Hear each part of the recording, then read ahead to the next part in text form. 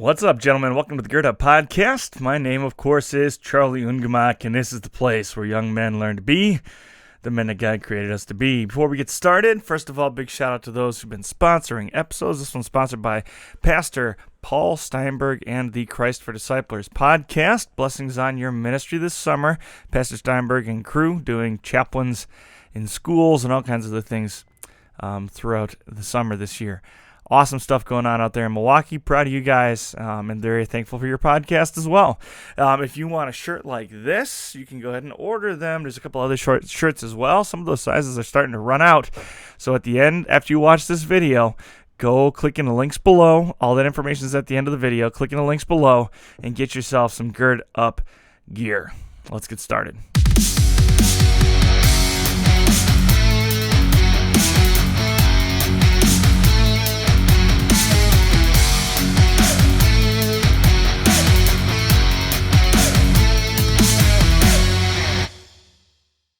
All right, you've heard it before. Boys will be boys. Boys will be boys. Unfortunately, that statement is often used by either bitter women or frustrated men.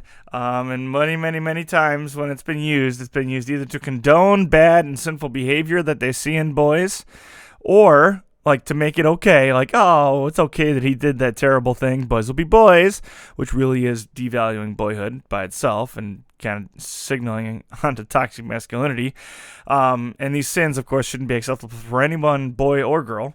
Or, on the opposite side, the phrase can be used to condescend and belittle actual boys, like the natural masculine behavior of boys, as something that is either inherently dangerous or inherently bad or inherently wicked or toxic or whatever word you want to use, right?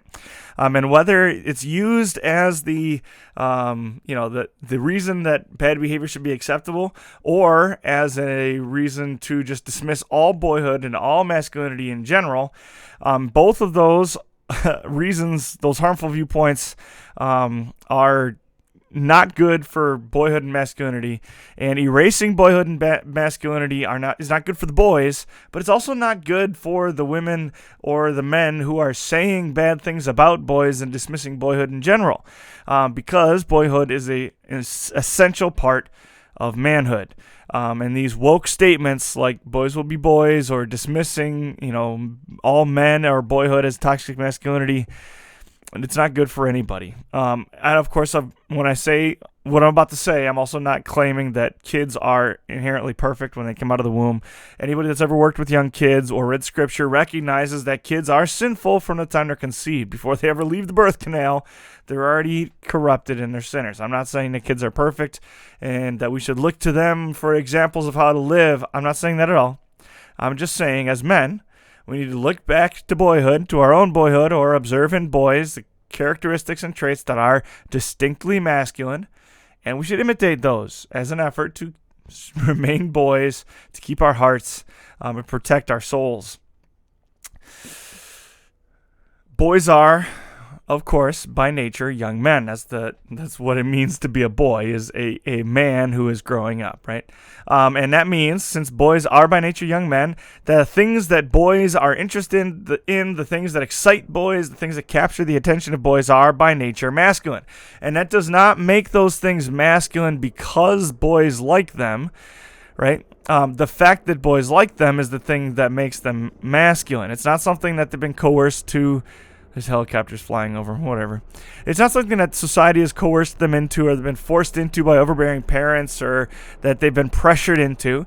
These boys like these things because they are young men who are growing into men, and that's what makes these things masculine, okay? Society hasn't determined that they're masculine. They are by nature because that's the nature of boys and men, okay? Boys, throughout their childhood, are actively training to be young men. Your whole childhood as a boy is you training to be a man, just like girls are practicing to be women, okay? So, throughout boyhood, these young men, these boys, are learning the skills, characteristics, and traits of manhood, and then they are naturally drawn into the company of men because they want to know how to be men, okay? They're naturally drawn to men and into the activities of men and into the culture of men because boys are training to be men and they want to be men. Unfortunately, when you and I look at ourselves and we look at the men around us, a lot of times we don't see boyhood in men. I want you to legitimately think to yourself, do you in any way, even in a small way, resemble the boy you once were? Probably not. And that's just reality. That's the truth. Benjamin Franklin used to say that most men die when they're 25 and aren't buried until they're 70, right? It's true. Most men have to kind of kill off the boy inside of them, or choose to, or are forced to kill off the boy inside of them in order to live a productive life, or in order to fit into society, or frankly, they're just beaten out of it by bosses, by the workplace, by the women in their life. All kinds of reasons, but most men don't make it out alive. Nobody makes it out alive. Everybody dies at the end. Sorry to spoil the end of the story. But most men lose that masculinity, lose the natural maleness of themselves long before their body decays and their hearts stop beating and they leave this earth. Okay? It is not boys who are manipulated and coerced out of their nature. It's actually men who are manipulated and coerced out of their nature. When boys compete and play with each other, and they play games, and they go on adventures and catch bugs, they're actually training to be men. When boys build things, when they sketch out clubhouse blueprints, when they play war, when they form bicycle gangs or sandlot baseball teams, they're rehearsing for their roles as men. But most men today, and frankly throughout all of time, don't actually serve those roles when they get into adulthood. Men are not often team leaders or adventurers, or they don't do anything that would causes adventure. They don't fraternize with each other, and because of it, they start to die inside. Okay, this Benjamin Franklin idea of men dying when they're 25 but not being buried until they're 70 is absolutely true today, because most men die long before they stop breathing. They cease to be men, in essence, long before their bodies shut down. Men today are statistically at higher risk of suicide than ever before, and at a far higher rate of suicide than women. They are more likely to be depressed than women are, and more likely to be depressed than ever before.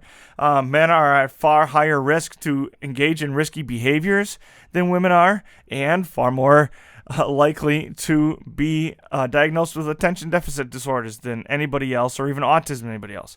Men are losing their souls at a very young age because they lose their will to live and forget what it is like to be a boy because of the way they are expected to behave. I'm not, of course, encouraging anyone to be immature. I'm not encouraging anybody to abandon their role as men. You should still be responsible. You should still fulfill all the roles that God has called you to, all the vocations God has called you to as a man. But that doesn't mean you can't have fun doing it, okay? If you want to be alive throughout your whole life, if you want to live like a man, if you want to be boyish at heart, which is a good thing, which is the way God created us, we're supposed to have fun, we're supposed to enjoy our lives, you need to start doing some of the things that you can enjoy in boyhood. And young men, if you want to avoid this midlife crisis thing you see in the men around you, if you want to avoid being the deadbeat dad on the couch, if you want to avoid the weight gain and the death inside that happens to the men that we see around us, and we have all seen it, if you want to avoid that, young men, then engage in masculine activities now. Okay? Go down to the YMCA and play pickup basketball. Join a bar league softball team. Build a treehouse in the backyard for your kids. Learn how to shoot a gun and take your son hunting. Go on a trip out west without a map, right? Just get in a car, pack a bunch of belongings, and drive out there for a couple of weeks. Take a month off of work and do it, right? Do something adventurous. Flirt with your wife and make love to her instead of just sitting there on your birthday and begging for sex. These are all things that men do that boys do. And if you behave as boys do in these situations, it's not only good for you, it's good for your spirit, and it's the way the people around you actually want you to behave. Most of the time when people say things about men like, he's just a kid at heart, it's not condescension. It's a good thing. They like it. They enjoy it because it's a man who's closer to his nature.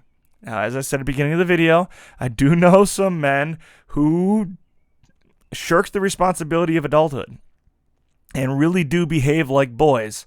And that's not good. But you can't beat the boy out of a man. Men are inherently masculine. Boys are inherently masculine. And there's going to be a lot of similarities between boys and men. If you're going to be a man after God's own heart, that means you have to behave the way God designed you to behave. And God, in his infinite wisdom and love, has gifted you with a sense of adventure, with a sense of invention. He's given you drives and curiosities and things that you enjoy. So go do them and enjoy them. Being a man and doing your duty does not preclude you from enjoying life and having fun and being a boy every once in a while. Okay? Don't shirk your responsibility. Don't act like a child. But don't let that boyhood disappear either. Because your Savior loves you, and he wants you to enjoy the time that you have. That's why he makes the sun shine. That's why he gave us a time of grace. And when he talks about being a light in the world, it includes the idea that we shouldn't be completely serious all the time. If God tells us that one of the fruits of the Spirit is joy, then we should live our lives with joy. And I can't think of any more joy than you see in a group full of boys competing. There's a lot of joy there. It's a blessing, and we should try and do that as men. I love you all, gentlemen. Go be the men that God created you to be. Gentlemen, that's the end of the video. That's all we got for you this time. So on behalf of all those involved in creating, editing, producing, and publishing this content, thank you for being a part of the Gird Up family. If you're not listening to the Gird Up podcast yet on whatever platform is your favorite podcast platform, you need to go subscribe right now and start listening today. There you will find over 300 episodes of interviews, man talk, and all kinds of other things, all geared at helping you become a man after God's own heart. It's a great resource. Go use it wisely. We also ask that you would consider supporting Gird Up Ministries by shopping at the store at girdupministries.com, buying a shirt like this one or stickers for the back of your car, your water bottles, whatever. You can support us on Patreon by donating. Just look up Gird Up Ministries there on Patreon. Or you can go to girdupministries.com and buy us a cup of coffee. That's just a one-time $5 donation. Anything you donate goes right back into making content like this for men like you. Make sure you're following us on social media, particularly Facebook and Instagram. Like all of our posts, share them, get the word out to the world that we can and are ready to be men after God's own heart. With all that being said, gentlemen, I love you. I deeply care about you. I hope that this has been a blessing on your journey towards Christian manhood. Now go, gird up, and be the man that God created you to be. We'll see you next time.